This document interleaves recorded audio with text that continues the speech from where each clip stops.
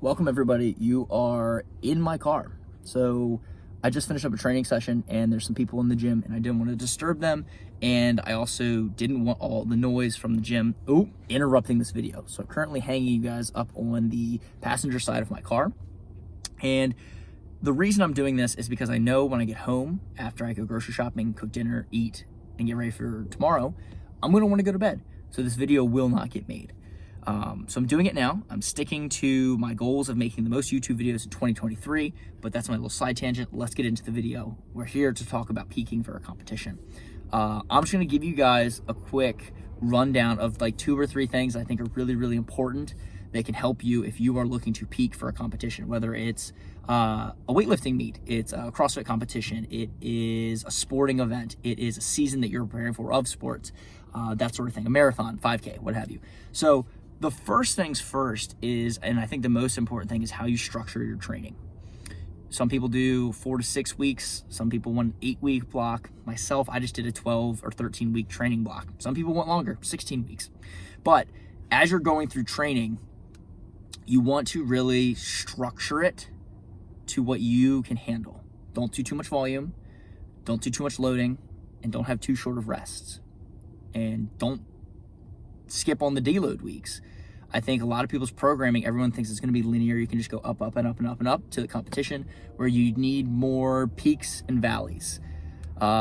Typically a good rule of thumb is like 3 weeks of hard training, 1 week deload where you come down. 3 weeks of hard training, 1 week of a deload, where every time you come down, you don't go back to 0, but you come somewhere in the middle and you go at that 3rd week higher than you did the last 3-week block. I think a lot of athletes get obsessed with the numbers and kind of get lost in the process of understanding when their body needs certain rest periods. And by the time you get to your competition, you're completely burned out, you're not peaking, you're actually just destroying your body, and you have destroyed your chances of actually performing your optimal best, which is what you want to do. You can't peak all the time, so you want to pick this 2 to 3 week window where everything's on the up, up, and up, and then at the climax of it all, you hit PRs, you crush your event, and you potentially win.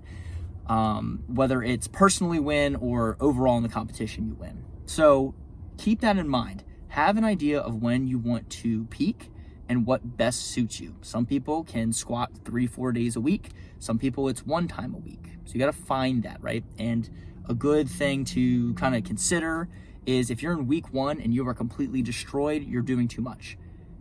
The first, honestly, 3 weeks, you should be slowly building baby steps. If you're on a longer cycle, if you're on a 4-week cycle, it's a little different. But if you have 6, 8, 12 weeks, those first few weeks should be building blocks. You should be feeling confident, like you are able to do more and should. So when weeks, 4 through 6 happen, or after you come off that deload and you're now on week 5 because you went through hills, valleys, and now you're back up again, that week 5, 6, and 7, you can start pushing percentages. Trying things that are a little bit scary, and you don't know if you could hit them at the beginning of the cycle, but because you've been systematically training and programming, now you can.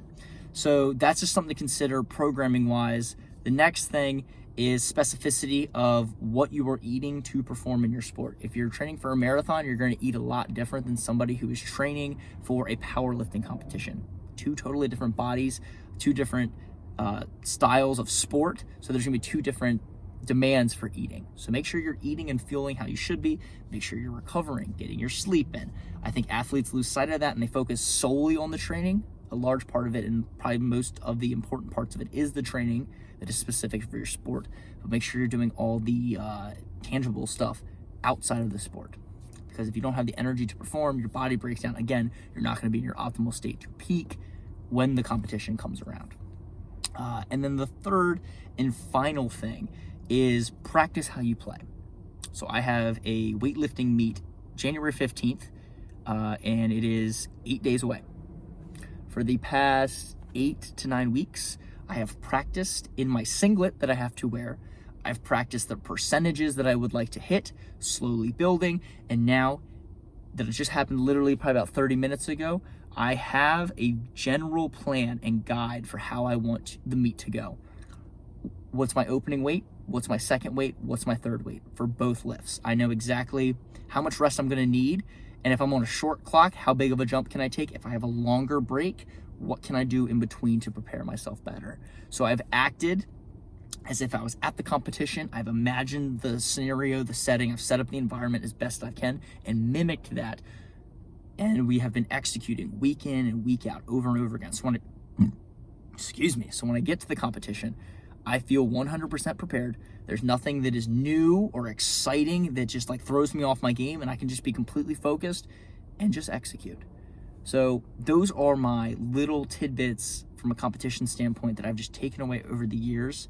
It's only been 2 years of really truthfully competing. And I don't want to bore you guys any longer because I feel like there isn't really anything else that is like that, like earth-shattering. I don't think what I said is that earth-shattering. But again, we're out here, we're making a YouTube video, another one for 2023. So thank you guys for tuning in. And as always, peace and much love.